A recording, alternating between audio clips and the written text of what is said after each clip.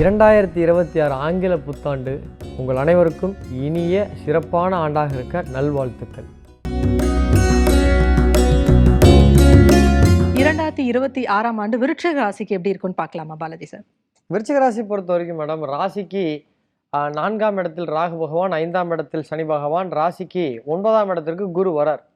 So மே மாதத்திற்கு பிறகு உங்களுக்கு ரொம்ப நல்ல பலன்கள் இருக்கு. ராசிக்கு 10ஆம் இடத்தில் கேது பகவான் இருக்காங்க. ஸோ இது வந்து பார்த்தீங்கன்னா மிக்சடான பலன்கள் வரும். பாசிட்டிவ்னு பார்த்தோம்னா பூர்வீக சொத்துல ப்ராப்ளம் இருந்தால் அதெல்லாம் சால்வ் ஆகிடும். விரும்பிய ஒன்று கிடைக்கும். இந்த வருஷம் ஏதாவது ஒரு வேலை மாறலான்னு இருக்காங்க அல்லது ஏதோ ஒரு தாட்டில் இருக்காங்கன்னா அதெல்லாம் நடக்கும். ஸோ ஒரு பிராண்ட் ஆகுவாங்க, ஒரு புதுசாக ஒரு விஷயத்தை கற்றுக்குவாங்க, கிரியேட் பண்ணுவாங்க. விரும்பிய இடத்திற்கு இடமாற்றம் ஏற்படுறதுக்கான வாய்ப்புகள் உண்டு. வெளிநாடு வேலை வாய்ப்பு கிடைக்கும். ஸோ ஃபர்ஸ்ட் மேரேஜ் எதுவும் ஃபெயிலியர் ஆகிட்டு கொஞ்சம் ப்ராப்ளமாக 2வது மேரேஜுக்கு வெயிட் பண்ணிருந்தாங்களா, அவங்களுக்குலாம் 2வது மேரேஜ் உடனே நடக்கும். ஸோ வீடு சேஞ்ச் ஆகிறதுக்கான வாய்ப்புகள் உண்டு. தந்தை மூலமாக ஆதரவுகள் கிடைக்கும். படிப்பில் கவனம் வந்து அதிகரிக்கும். ஸோ நெகட்டிவ்னு பார்த்தீங்கன்னா குழந்தைகளுக்கு மருத்துவ செலவு செஞ்சுக்கிட்டே இருப்பாங்க. விருச்சிக ராசி குழந்தைகளுக்கு 5ஆம் இடத்தில் சனி இருக்கிறதுனால மருத்துவ செலவுகள் வந்துகிட்டே இருக்கும். விருச்சிக ராசிக்காரங்க குழந்தைக்கு மருத்துவ செலவு பண்ணுவாங்க, பேரண்ட்ஸுக்கு செலவு பண்ணுவாங்க, பார்ட்னருக்கு செலவு பண்ணுவாங்க. செலவாக வந்துட்டே இருக்கும் இவங்களுக்கு. ஸோ வண்டி அடிக்கடி பழுது ஏற்படும், இன்ஜின் செலவு ஏற்படும். ஒரு ஐடி ப்ரொஃபஷனில் வேலை செய்கிறவங்களுக்கு அவங்க லேப்டாப் ரிப்பேர் ஆகும். எது வந்து அவங்களுடைய தொழிலுக்கு உதவி செய்கின்ற ஒரு உபகரணமோ அது ரிப்பேர் ஆகிறதுக்கான வாய்ப்புகள் உண்டு. ஆனால் எவ்வளோ கஷ்டப்பட்டாலும் ரெகக்னேஷன் இந்த வருஷம் கிடைக்காது. என்னப்பா நீ செஞ்ச அப்படின்றவாங்க ஒரே வார்த்தையா. கணவன் மனைவிக்குள்ள சின்ன சின்ன கருத்து வேறுபாடுகள் தோன்றி மறைந்து கொண்டே இருக்கும். ஸோ அதிகமான ஞாபக மறதி உங்களுக்கு வரும். ஸோ வந்து ஒரு பொருளை எங்கேயா வச்சுட்டு அந்த பொருளை மறந்துடுவாங்க, கீ வச்சுட்டு வந்துடுவாங்க, வண்டியவே வாசலில் வச்சுட்டு மறந்துடுவாங்க. ஐயோ வண்டி காலில் போய் பார்ப்பாங்க, நல்ல நேரம் அதுமா தொலையாமல் இருக்கும். ஸோ இது போன்ற தொந்தரவுகள் வரும். பயணத்தின் போது உடைமைகளை தொலைக்கிறதுக்கான வாய்ப்புகள் உண்டு. உடன் பிறந்தவர்கள் யாராவது உதவி கேட்பாங்க, இவங்களால செய்ய முடியாத மாதிரி ஒரு சூழல் ஏற்படும். அதன் மூலமாக வருத்தம் ஏற்படும். ஸோ இது போன்ற ப்ராப்ளங்கள்லாம் விருச்சிக ராசி வருது. ஸோ கமிட்மெண்ட் கொடுக்காம இருந்தாங்கன்னா விருச்சிக ராசி ஓரளவு ஓகே. ஸோ இந்த வருஷம் விருச்சிக ராசி ரொம்ப ரொம்ப கேர்ஃபுல்லாக இருக்கும். மறதியில் பயங்கர பிரச்சனையில் மாட்டுவாங்கன்ற மாதிரி சொல்லியிருக்கீங்க. ஹெல்த் ப்ராப்ளம்ஸ் வேறு இருக்குன்னு சொல்லியிருக்கீங்க. அவங்களுக்கு கொஞ்சம் ஆதரவாக நீங்கள் சொன்ன ஒரே விஷயம் என்னென்னா ட்ராவல் நல்லா பண்ணுவாங்க அப்படின்ட்டு. சரி பார்ப்போம் மற்றவங்க என்ன சொல்கிறாங்க பார்ப்போம். Thanks Balaji sir. Vidya Karthik ma'am. விருச்சிகராசிக்காரங்களுக்கு பாலாஜி சொன்னதெல்லாம் முதல்ல ஒரு 5 மாதம் நடக்கும். அதுக்கப்புறம் விஸ்வரூப வெற்றி தான் விருச்சிகராசிக்காரர்களுக்கு எனக்கு தெரிஞ்சு. இது வரைக்கும் இல்லாத அளவுக்கு ஒரு 12-13 வருஷத்துக்கு அப்புறமா விருச்சிகராசிக்காரங்க எந்திரிச்சு தலை நிமிர்ந்து நடக்க போகிறாங்க அப்படின்னு தான் சொல்லணும். எதை தொட்டாலுமே எனக்கு ஃபெயிலியர் ஆகுதுன்னு சொல்லி புலம்பி தள்ளிட்டு இருந்த விருச்சிகராசிக்காரர்களுக்கு இனிமே எடுத்து வைக்கிற ஒவ்வொரு அடியுமே வெற்றி வெற்றி வெற்றி அப்படி தான் கேட்க போகுது. ஒரு விஷயத்துல வந்து சந்தோஷப்பட்டுக்கலாம். ஆஃப்டர் ஜூனுக்கு மேல பிள்ளைகளால் நீங்க அடைஞ்ச மன வலியிலிருந்து நீங்க வெளியில வந்துருவீங்க. அது எந்த மாதிரி இருந்தாலும் சரி, என் பிள்ளைக்கு உடம்பு சரியில்லை, என் பிள்ளை ஒழுங்கா படிக்க மாட்டேது, என் சொன்ன பேச்சு கேட்க மாட்டேது, ஏதோ ஒண்ணு பண்ணுதுன்னு சொல்லி பிள்ளைகள் குறித்து நீங்க பட்ட எல்லா கவலையும் ஆஃப்டர் ஜூனுக்கு மேல உங்களுக்கு சரியா போகுது. விருச்சிக ராசிக்காரர்களுக்கு கண்டிப்பாக இடம் வாங்குவதற்கான வாய்ப்பு 100 விழுக்காடு இருக்கு. ஏன்னா ஆரம்பிக்கும் போது ராசிநாதன் 2ஆம் இடத்துல உட்கார்ந்துருக்காரு. வாக்குஸ்தானத்துல இருக்கக்கூடிய யாரெல்லாம் பேச்சை தொழிலாக செய்து கொண்டிருக்கக்கூடிய விருச்சிக ராசிக்காரர்களுக்கு இந்த தடவை கண்டிப்பாக ப்ரமோஷன் இன்க்ரிமெண்ட் கன்ஃபார்ம். ரொம்ப நல்லா இருக்கு. ஆனா கொடுக்கிற வாக்குலையும் நடந்துக்கிற விஷயத்திலையும் கவனம். கொஞ்சம் ஈகோ எட்டி பார்க்காம பார்த்துக்கங்க, அதுவே போதும். மற்றபடி எல்லாமே ஸ்மூத்தா இருக்கும் விருச்சிக ராசிக்காரர்களுக்கு. தேங்க்யூ வித்யா மேம். சொத்து வாங்குறத விட சந்தோஷம் என்ன இருக்க முடியும்?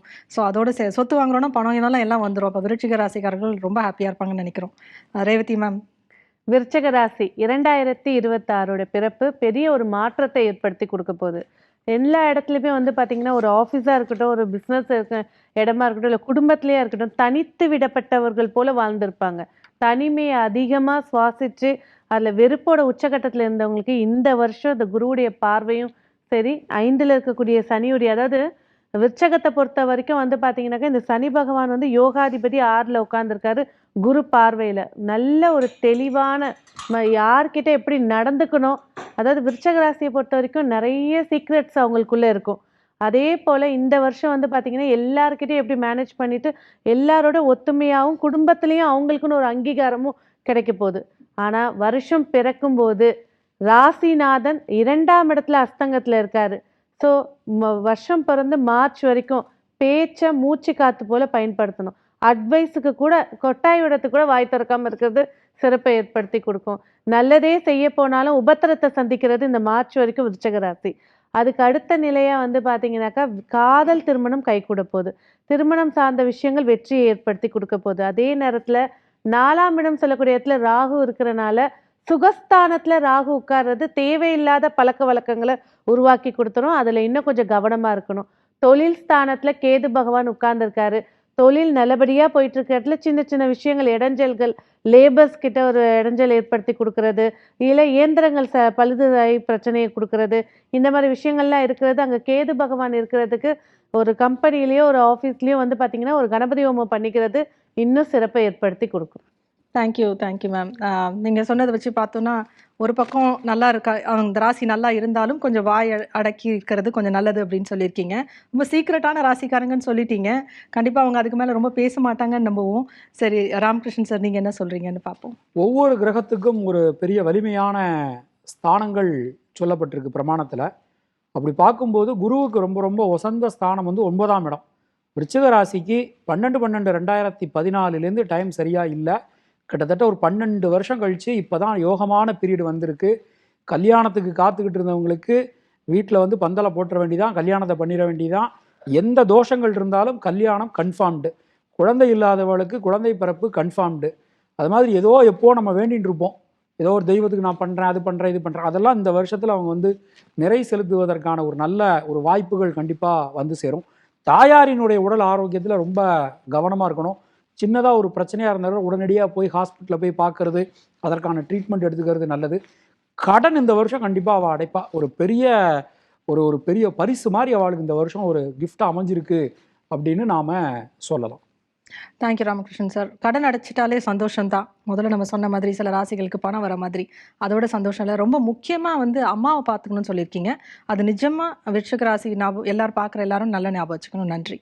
ஷெல்வி சார். விருச்சகம் சந்திரன் நீச்சமான ராசி. ஸோ எப்போ பிரச்சனையில் நீங்களே மாட்டுவீங்கன்னு உங்களுக்கே தெரியாது. ரொம்ப உணர்ச்சி வசப்படுவீங்க, இல்லைன்னா ஒரேடியாக டவுன் ஆகிடுவீங்க.